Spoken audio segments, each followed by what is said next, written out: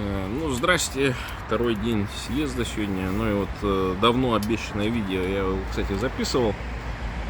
Но мне не понравился вариант, и поэтому я решил перезаписать по поводу вот ЧВК,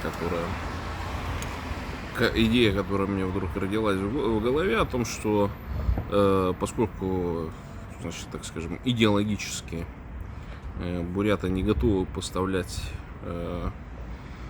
бойцов для национально-освободительной армии, то почему бы не придумать такую идею о том, чтобы буряты поставляли бойцов за деньги. И частные беседы с Игорем Профсоюзом меня натолкнули на мысль о том, что это все же есть. Карты все складываются. В Америке много безработных, много бурят, много тех, которые имеют боевой опыт, службу в различных армиях. В США очень много монголов, в США очень много корейцев, в США много китайцев, которые в том числе недовольны, например, политикой Китая коммунистического, которые уже там богатые, миллионеров много. И вот отсюда как бы и порождается идея моя, предложение мое Игорю Профсоюзу о том, чтобы, или любым другим бурятским американцам, которые там, допустим, просели немножко по доходам и не знают, что делать. А почему бы вам, друзья мои, не создать в США частную военную компанию? Но это не значит, что она сразу станет как Blackwater, огромная, там, с миллиардными бюджетами и так далее. Нет, это может быть сначала небольшая компания, там человек 10, потом человек там 50-100, а потом, может быть, и до тысячной компании дорастет, потому что, безусловно, авантюристов много, не обязательно это будут азиаты. А в сфере того, что сейчас, Америка строит такой мощный альянс в Азии, состоящий из Японии, Южной Кореи, Австралии, значит, Индии, то, безусловно, наличие частных военных компаний, которые бы набирались из представителей народов, составляющих вот, собственно, этот континентальный Китай, да, коммунистический Китай, в том числе тибетцев, там, непальцев, там, бирманцев различных, мяо, хакка, всех прочих, да, и в том числе тех, кто там уже давным-давно живет в США. Я думаю, там есть и военспецы, и все прочие, то есть там всех родов войск американских, то есть в плане подготовки проблем никаких не будет. И вот эта идея, она болтается, то есть, что а не стоит ли нам создать частную военную компанию бурятскую, с бурятским капиталом, так скажем, с какими-то определенными вложениями, которая бы выполняла специальные задания, и бенефициаром этих заданий выступала, например, Соединенные Штаты Америки. Но и параллельно, естественно, бурятское национально-освободительное движение. Почему? Потому что мы таким образом убьем двух зайцев. Мы не будем, значит, наше национальное освободительное движение, значит, загонять в рамки только борьбы за идеологию. Но в том числе создадим действующий такой бизнес-механизм, который позволит бурятам и заработать, да, находясь в руководстве этой частной военной компании, но еще и получив необходимый опыт для вообще, в принципе, организации любых военизированных структур. Потому что, кто сейчас буряты в армии в русской? Это пехота просто.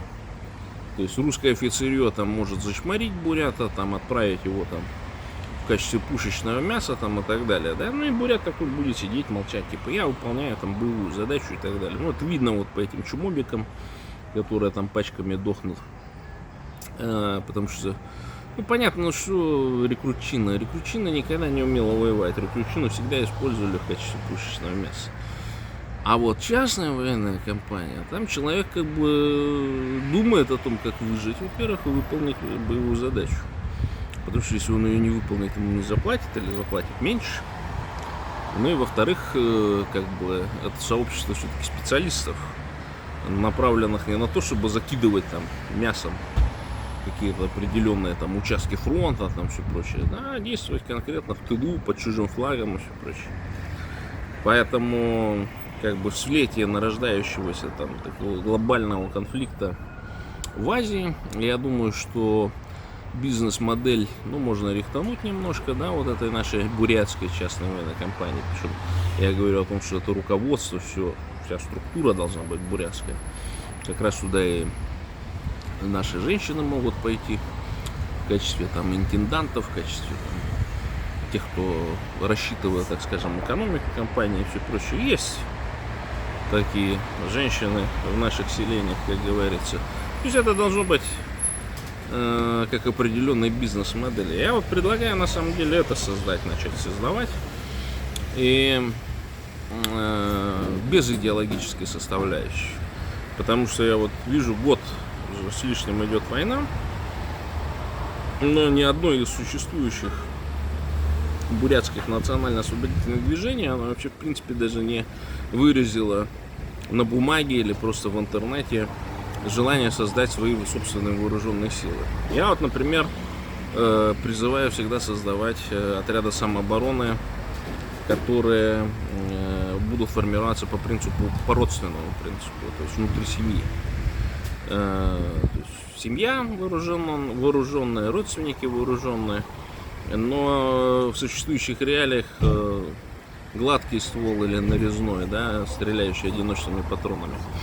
Поэтому, ну, это не частная военная компания, поймите, это просто защита бурятских корпоративных интересов в случае дестабилизации того, что произойдет в Рашке в ближайшее время. То есть это на случай фашизации режима и на случай того, что по какому, видимо, пути пойдут новые или не новые власти российские по созданию таких, значит, бандитских структур крупных, более мелких, вполне возможно, частных военных компаний, которые в национальных республиках будут устраивать подобие геноцида. Для того, чтобы, ну, просто пугнуть, запугать и так далее. Потому что действующие армии никогда такие задачи не ставились. Но вот по примеру Африки можно сказать, что всякие полувоенные военизированные формирования такие, они вот этим прекрасно делом занимались. И поэтому Путин там провел эту амнистию на самом деле. То есть цель-то была не вот это зычье там всяких урок вытащить из тюрем, вытащить бандитов из 90-х, из 2000-х годов, которые матерые, создавали банды, ну, определенную конкуренцию, так скажем, официальным бандам составляли, там, типа ФСБ, МВД и так далее. Ну, их посадили, естественно, потому что либо не договорились, либо слишком оборотистые были. И вот этих бандитов-то вытянули, они все амнистированы, и чем они будут, думаете, заниматься? Сидеть там в ЧВК Вагнер? Не, они будут пополнять как раз вот эти карательные отряды, которые вполне вероятно, что уже скоро проявятся где-нибудь. Помяните мое слово. И поэтому всем национальным движениям я считаю, что стоит об этом задуматься, о том, что помимо того, что как бы идеологических бойцов своих надо беречь, просто нужно использовать, значит, силы профессионалов, силы авантюристов, которые в принципе еще могут зарабатывать на этом денежные средства. И у нас вообще касаемо бурят очень хорошо карты легли сейчас. Большая миграция в США, людей с боевым опытом в том числе. Сейчас и кризис на рынке труда в США. И мне кажется, сам Бог послал, Тенгери, так скажем, послал нам эту возможность. Так что обращаюсь к Аяну БНД, к его коллегам, к его близким, к его знакомым о том, чтобы не упускали эту идею, так скажем. Ну и тем более, вот, например, в соседней Монголии мы видим о том, что там тысячи просто бедствующих бурят находятся, которые прям жаждут вступить в бурятскую частную военную компанию, которая там организована в США, имеет неплохие бюджеты. Ну, относительно неплохие бюджеты, безусловно. Поэтому, как бы, думайте, предлагайте. в комментарии к этому видео обязательно отметьтесь, что вы на этот счет думаете. Большое спасибо за внимание. И как бы наматывайте на ус то, о чем я вам говорю.